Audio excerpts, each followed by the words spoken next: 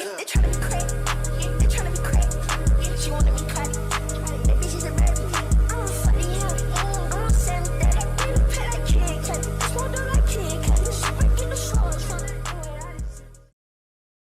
Gulikit has stepped back into the ring for round 3 of their King Kong controller. Now, usually things don't go down this way. Most of the time, asking a tech company for specific changes, features, or products is kind of like asking the US government to stop bombing small, poor countries. If you can't show them how doing that is going to make them more money, they're probably not interested. Literally not interested. We rarely get what we ask for, which is why Gulikit deserves a little bit of praise. Their newest device completely annihilates their first attempt at an anti-stick drift pro controller. They gave us paddles and adjustable clicky triggers and a 1 millisecond response time wired and wireless, and lions and tigers and some Elon Musk shit. Falling in line with other tryhard Switch controllers, the King Kong 3 Max offers all of this and infinitely more at an impossible MSRP of $80. And that's for Switch, PC, and mobile devices. This is the same MSRP as their previous controller, which seems pretty impossible given the level of improvement. Regardless, people have been looking forward to the sequel to the first anti-stick drift pro controller for about a year. Was it all worth it? Or is all of this a bunch of fuckery and could I not really care? Find out on this week's episode of Shia LaBeouf Shags Your Mom. By the way, they sent me this. I'm not 100% sure if any of the people I work with watch these reviews. The previous Gulikit controller lacked a lot of what people were looking for in even budget pro controllers, so it ended up being a big complaint in the comments of my review. That and my mustache, of course. Gulikit heard these cries, not about my face, but about their controller, and now we have options for 4 rear paddles or 2 dome caps like the DualSense Edge, as well as adjustable clicky triggers. A bit of a stretch calling them clicky, I admit. Gulikit's anti-stick drift Hall effect thumbsticks have made their grand return with improvements to performance, some cool blue LED rings as well. The response time was dramatically improved to 1000 Hz both wired and wireless with the Hyperlink 2.4 GHz adapter, which is pretty unheard of, at least until recently, and we'll be going over all that in a minute. They've been up to arts and crafts again, redesigning their membrane, ABXY buttons. Hopefully now they're more likely to make it to the 50 millionth click that they advertised on the King Kong Pro 2. They've patented and redesigned their own rumble motors called the maglev motors, which, where the fuck have I heard that? The grip on the underside of the controller is not that, it is a plastic diamond texture instead of the rubber, well, everything that the King Kong Pro 2 had. And again, we don't have software customization, but we do have a number of inputs to use a number of features, a couple of which are actually on the carrying case. You could switch between a 4-way and 8-way D-pad to avoid ghosting in fighting games. Of course, per Switch requirements, you have 6-axis gyro and a completely one-off AI feature called Autopilot Gaming, which records and replays your inputs because Terminator wasn't scary enough for some reason. Anyways, inside the hard plastic carrying case, which is actually fitted to the controller, you'll find a tool to remove the ABXY buttons as well as the 2.4 GHz adapter. The accessories come in this separate case that contains the 4 rear paddles, the 2 rear buttons, and the swappable ABXY buttons, so you could swap between an Xbox or a Nintendo Switch layout. What fucking drugs? You know the joke I make about like the Xbox and Nintendo layouts? You know, those are like jokes. It is pretty cool though. Anyways, there's an absolutely awful rubber USB-C cable that comes with this. I feel like these should all be braided, these Pro controllers. We'll start with the connection itself, since that was the main problem with the King Kong Pro 2. 30-minute response time kinda makes the controller feel gross, especially compared to everything that's available right now. This time around, the USB-C wired will do about 900 to 1000 Hertz, which is around a millisecond. Very snappy and on point. Unlike Bluetooth, which Switch controllers, it's always terrible. Just look at this, that's hilarious. And when I tested the 2.4 GHz connection, I got between 800 and 900 Hertz. I've seen other people get 1000, making this around a 1 millisecond response time, and definitely one of the absolute fastest 2.4 GHz controllers out there, providing the battery's charged. There's absolutely nothing in between the controller and the 2.4 GHz dongle, and that dongle is plugged into a USB 3.0 port. If none of those criteria are met, that 1 millisecond response time starts being measured in like seconds. Without these issues though, it's very, very snappy. I heavily enjoy it. It's one of the fastest wireless controllers I've tried, but it's not as consistent or as precise as wired. No matter what the polling rate says, it just doesn't give you the same level of accuracy. So it's either a little slower than wired or a little less consistent. The reason I'm going on about this is because the marketing was, I'll just read it to you. 8 times faster than Xbox, 4 times higher stick precision than Xbox, and 8 times higher stick precision than PlayStation. Your fucking math. You just breathed the words that Xbox controllers are twice as accurate as PlayStation controllers through numbers. Listen, this might be 4 or 8 times more accurate than an Xbox controller. That's for damn sure. The Hall effect sticks have been dramatically improved. After ages of refinement, Gulikit's Hall sticks can finally compete. They're awesome now. They don't feel the same as the case-over sticks because the tension is higher on these. It's about 50 grams, which is about 15 grams higher than most of the case-over sticks we've seen. There also appears to be no return to zero algorithm bullshit that a lot of these controllers have, or anything like a built-in dead zone. And not that they tell you about. Sneaky bastards didn't put it in the manual, but just like the Pro 2, if you press the gear icon and that square button, you can activate what I think it was a 5% dead zone. Still fucking awful. It's fucked. If you need to use like a dead zone thing, use the dead zones in the game you're playing. Don't use that. Let's give a round of applause. Good job, guys. Wow, that's incredible! Without the dead zone, the sticks feel phenomenal in-game, I will say. Accuracy is solid, and they feel faster than ever before, which was a must. And in-game, they're pretty on par with the case-over sticks we've been seeing. According to Joy Tester 2, the resolution is very consistent, able to draw very nice, accurate circles, and there are no extreme deviations in any of the corners or anything. Fortunately, or unfortunately, Gulikit didn't include software, which is usually buggy and garbage anyways when it comes from these Switch manufacturers. However, there is a button combination for thumbstick sensitivity. You can choose between slow, not slow, and not slow plus. What's really weird though is stick drift is also adjusted accordingly, so be cautious at 150%. Any play in the stick that you have from a reduction in tension over time will kind of be significant. Anti-Stick Drift Pro controllers now with enhanced stick drift capabilities. Excuse the poor audio quality, but I've just discovered that Not Slow Plus, i.e. 150% sensitivity, all they're doing is giving you access to all the coordinates available for the thumbstick. Even the ones outside of the ring, which are inside of the ring, which...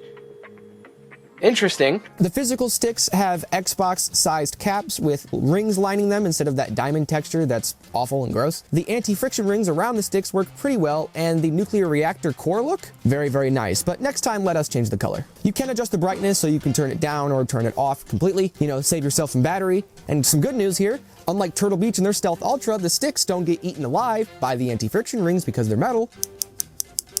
So are the paddles and buttons like all the fancy $2 million controllers. Despite all that, the paddles and the domes don't feel anything like the Elite Series 2 or the DualSense Edge. The paddles have a lot of distance between them and the bottom of the controller, so they're kind of like the Fusion Pro 1 and 2, at least in terms of their feel. And the dome buttons, not a fan. At least not on this controller. I think they're okay on a DualSense. I like one on in some configurations, and that's the nice thing. You can mix and match these like a Mr. Potato Head. You guys let me know how you feel about those in the comments section. You know, the paddles and buttons would be even better if taking them off wasn't comparable to police brutality. It's very violent, and if you're not careful, you could screw up the plastic where you put the paddles in, which is very comparable to the PowerA Fusion Pro paddles. Those became very loose as time went on when you took them out and put them back in, and they would eventually become looser and looser, and then they wouldn't stay in. I'm not 100% sure why they would design it this way when they build all of their own shit in-house. This controller is very custom. Not sure why they would do that. Ergonomically though, I really do like the paddles. They feel completely one-off from all the other 4-button or 4-paddle Hall effect controllers that we've seen especially. They're very reliable in high-stress situations, and I like the fact that there's 4 of them. You can remove as many as you want,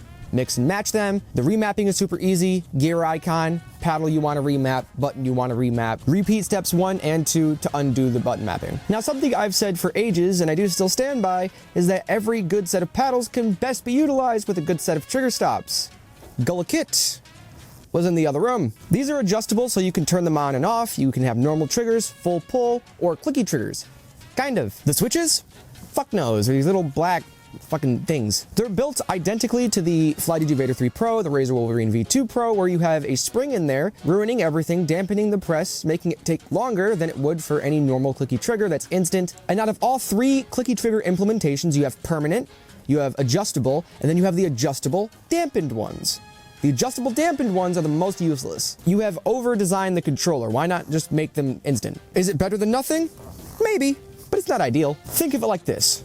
Dodge starts selling their 485 horsepower cars with NASCAR restrictor plates that put them down to 300 horsepower. Clicky triggers should be short as the bumpers, which on this controller are actually pretty nice. I found this in the Teardown that toward the end of the bumper there's a spring. I believe this is to get rid of that clunky weird feeling you get when you let go of a bumper on like an Xbox controller and it rebounds. They did go into detail with designing the controller. There's a lot of, well, everything's built with intention. Speaking of intention, I'm assuming because of price differences, they decided not to make the entire controller out of rubber, the front shell, the rear shell, the grips, everything like they did with the last one. It's not really a bad trade though. The shell is still made out of high quality plastics, as well as the buttons and other panels and this, that, and the other. It's the same size as the old one, as well as every other Switch controller on planet Earth. 3 large eggs, or one of my testes. For a controller, it's a bit on the smaller side, so it's easy to grip the paddles and use the triggers and the bumpers, providing you're under 5'11". And if we deep dive through the shell, we can get into the nitty-gritty internals, which for once is not designed like Dante's 9 layers of fucking hell.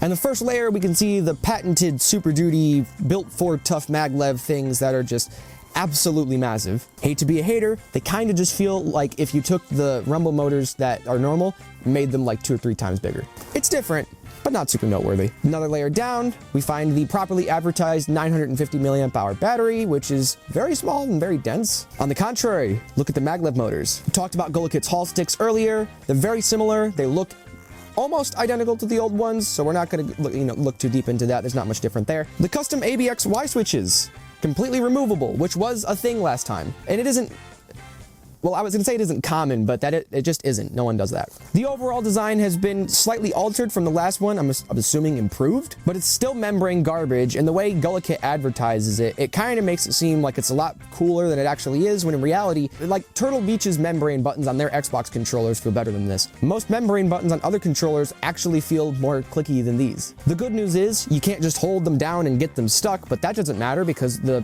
buttons are still getting stuck. So if their attempt was to stop the sticking and the issues that people had with double clicking and all this other stuff, I think they may have failed. There's a couple other problems, we'll talk about them in a minute. When it comes down to it, these ABXY buttons are pure marketing hype and very disappointing. The D-pad and other face buttons are the same that you'd find on actual stock controllers. They have a rubber pad on top of the PCB and that is it. And the D-pad feels like complete garbage because of it. It just slides around and moves around. But you want to know what sucks? Is that this D-pad design with the rubber pad, it's been used on other controllers before, many in the past, and they've done perfectly fine. What's wrong here? What's wrong is the D-pad is too small, and the rubber pad isn't that good. But I do have some good news, and that is that the biggest surprise from this teardown was the fact that the ABXY buttons and the housings for the paddles that I was complaining about earlier, those are removable. So if you have a QC issue with the Gulikit controller, you may be able to send it in, and instead of replacing a whole controller, maybe they can just replace those little bits. Or alternatively, they could go the route of selling those bits to customers so they can install them themselves. Gulikit's ABXY buttons are heavily complained about, and I don't know how these paddles are going to hold up over the next couple of months with the way they're designed. So them being easily replaceable is an upside, or it could just be my ape brain identifying patterns that aren't really there. Who knows? We're gonna move away from hardware for a second because Gulikit has decided once again that they're not gonna do any software, which I'm not opposed to. Button combinations are a much better alternative, and you could activate features like gyro with gear plus left trigger or bumper. You could choose which button you want to activate gyro, but when you press it, you have to hold it. There is no way to just press it and leave it on, at least as far as I'm aware. The gyro works nicely, I'd say 60 to 70% of the time, and then again, with a lot of these other Switch controllers, it kind of just forgets what I'm doing. The gear icon can also be used to activate rapid fire for pussies, adjust vibration intensity and the vibration mode, thumbstick sensitivity, LED brightness, swap the D-pad between 4 and 8-way diagonals, swap the ABXY inputs between Switch and Xbox, and finally you have the autopilot gaming recording bullshits. Get the fuck on the ground. Terminator is here. This is a movement replicating super intelligence. Here's some gameplay I took earlier. Even when you're carrying out a ton of inputs at extreme speed, it picks up all of them. This sentence is entirely broken. Another quick shitty microphone editing note is that the autopilot gaming can only be used wired because the response time with both the 2.4 gigahertz as well as the Bluetooth is too inconsistent to be able to use it. It will not replicate things identically if you use any of the wireless inputs. It's most accurate with wired, but even then, there are inconsistencies. You can do one small task and then double press the input for the autopilot gaming, and it will actually continuously repeat that input ad infinitum. I wish I had something like this when I wasted like 3 months of my life playing GTA Online. I think the feature's neat. Again, I think just like the last time, people will find very interesting things to do with it, and it's definitely at least worth a try if you're gonna pick one of these up. Terminator is interesting, but I'm bored.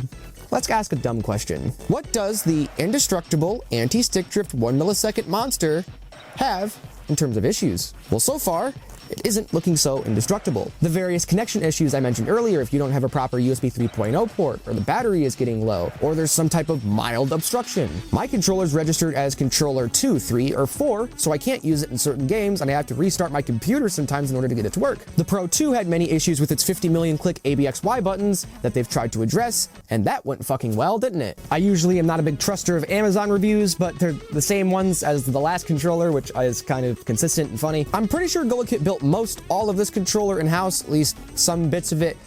Don't do that with your switches again. Use some Kale switches. Use some Omron switches, use something. I've seen the occasional trigger issue as well, which is kind of worrying, but most of it is the ABXY buttons failing, double clicking, sticking, stuff like that. Squeaking, oh yeah, I forgot about that. Gulikit does offer a 1-year warranty, but my contact at the ABXY store, which you can buy their shit from Amazon, they sell 8BitDo and Gulikit controllers. They'll cover the device regardless of the data purchase. So what Jim's essentially claiming here is a lifetime warranty as well, through the ABXY store. I'll leave links in the description. For these issues, at least some of them with connection and whatnot, they may be updated through firmware updates, which are available on the website for download. This is the strangest firmware update ever. There's like 120 megabytes of space on the controller. You plug it into your PC and you go through like the directory and drop the downloaded folder that you got from the website into the directory. It's stupid. You guys heard onboard memory and we're like really fucking serious about it. Anyways, I think that about wraps up the quirks and features. So let's wrap up the show. Did they beat ass? Or did they get their orbital bone shattered?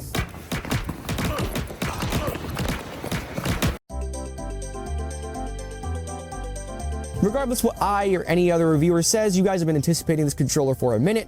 It's popping off big time. With a sparsity of stock online, that much is clear. Again, I'll leave a bunch of links in the description for a bunch of different retailers, this, that, and the other. And I can see why it's been so popular with the improvements over the King Kong Pro 2. The original switches weren't the best, still aren't. The wireless response time and the wired response time weren't great. That's different. And it lacked all of these pro features for the same price. Paddles, trigger stops, swappable buttons, all of it. They added a lot of what people were asking of them. No headphone jack though. So no head? Overall, I'm very on board with the update, although I'm still not a big fan of the membrane switches. We'll always complain about them. Stop fucking marketing them that way. This does very well to compete with the likes of FlyDigi and GameSir's current controllers with what I believe to be the most diverse rear paddle and button layout for any of these current Hall effect anti-stick drift controllers. The overall improvements to the response time have allowed the controller and mainly the Hall effect sticks to shine in a way we've never seen before, easily keeping up with modern competition, and this is the single biggest improvement in my opinion. At its brutally honest dickhead though, trigger stops are hella disappointing, membrane switches are hella disappointing, and the D-pad is unusable for, I mean, fighting games, yeah, but it's damn near unusable, period. I wouldn't say unusable, period, but it's not fun. And the 2.4 gigahertz connection, it is good, but I just wish it wasn't so sensitive. It's like Twitter sensitive. This is the most Twitter shit of all time. For $80, it's a good buy, especially for Switch, because the Vader 3 Pro, which I believe is kind of a very nice competitor at the same price point, it's not very much usable on just Switch. You would need to have a PC to be able to remap the buttons and do all this other shit. I don't believe the mobile app works for that controller specifically. So for Switch users, I think the Gulikit is very enticing, but I think for PC, you might have a bit of an argument for something like the Vader. So I may do a comparison. Gets a thumbs up from me, links are in the description, subscribe button's down there too. And I'm gonna go celebrate because my review is up. And it's, there are not many reviews out right now. Yeah, fuck it, mine's still the best one. Come get some, dickheads. I'll be here. We got a teardown coming up with the Turtle Beach Stealth Ultra. In that teardown, I have evidence that throws reasonable doubt at the marketing for their switches, which are littered throughout the entire controller, so that's interesting. And I haven't talked about it much, but I've been planning it for like a year. We're doing an ultimate budget comparison for Xbox controllers. That's already shot. That'll be out soon. Thank you, Gulikit, for sending this. Well, actually, ABXY sent this to me. But thank you guys for making it. Thank you, Jim, for sending this one out. Subscribe and like and shit. I don't have an outro right now, and I don't really use Instagram anymore aside to like post shit and then hop off. Oh yeah, you can follow me there. And Discord, post updates there sometimes. You can find me there. You can message me on either of those. And yeah, hopefully I'll see you guys in the next one. Peace out. Something's in my ass.